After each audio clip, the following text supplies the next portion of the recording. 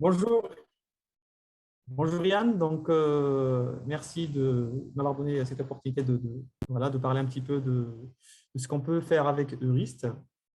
Donc, je ne sais pas si tu vois mon écran avec la base de données à droite. Oui, j'imagine. OK.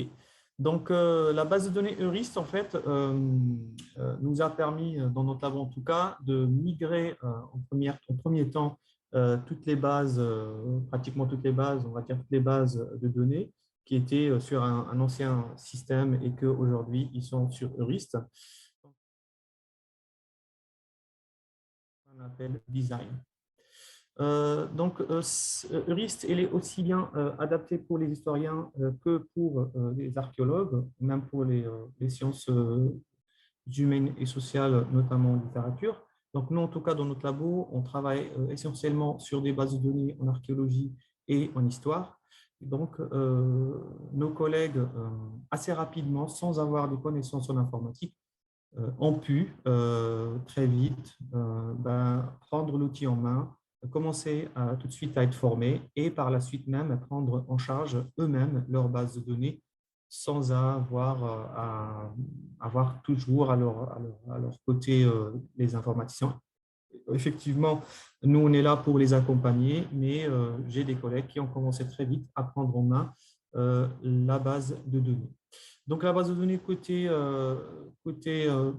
interface permet de créer assez rapidement un ensemble d'enregistrements sans avoir tout le bagage derrière pour faire la conception de ce qu'on appelle dans le jargon informatique table, clé étrangère, etc. Donc, très vite, on peut basculer entre les données, on peut les catégoriser, on peut faire pas mal de choses. Donc, voilà un petit peu un panorama de ce qu'on peut faire. On peut aussi utiliser des filtres pour, on va dire, chercher ou faire des requêtes ou croiser des données. Donc, le filtre, il est très, très riche. Il permet de faire euh, pas mal de choses. On peut créer des requêtes très complexes ou des formulaires complexes pour pouvoir croiser nos données. Euh, Qu'est-ce que je peux dire encore? Donc, voilà, et on peut aussi sauvegarder nos requêtes.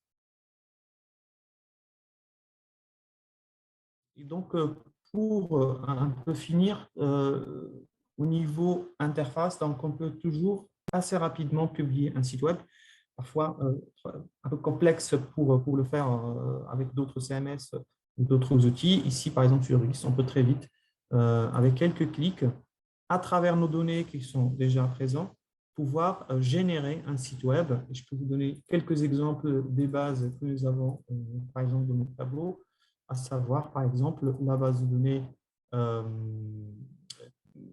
Le Bar. Donc, vous pouvez le constater, c'est le bulletin analytique d'histoire romaine qui fait partie de notre UMR.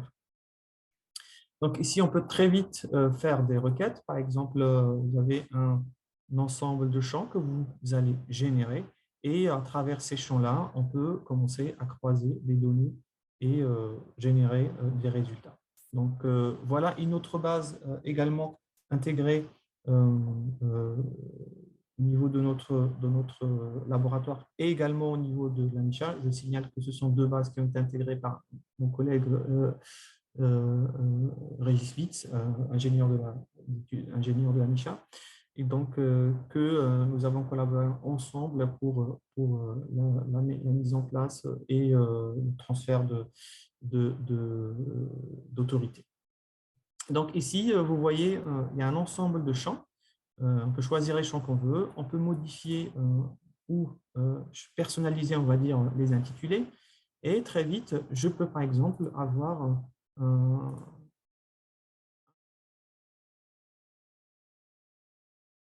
tout cas, on peut très vite avoir, en croisant des données, avoir des résultats assez convaincants pour notre base de données. Bon, je suis désolé, hein, je veux dire, la présentation était assez rapide, assez succincte. Donc, voilà. Donc, j'ai essayé un petit peu rapidement à expliquer, à montrer un petit peu ce qu'on peut faire avec les risques, en tout cas dans notre problématique ou nos problématiques en SHS et humanité numérique, que ce soit au niveau de notre labo qu'au niveau de la structure de la MICHA, etc. Donc, voilà, je vous remercie.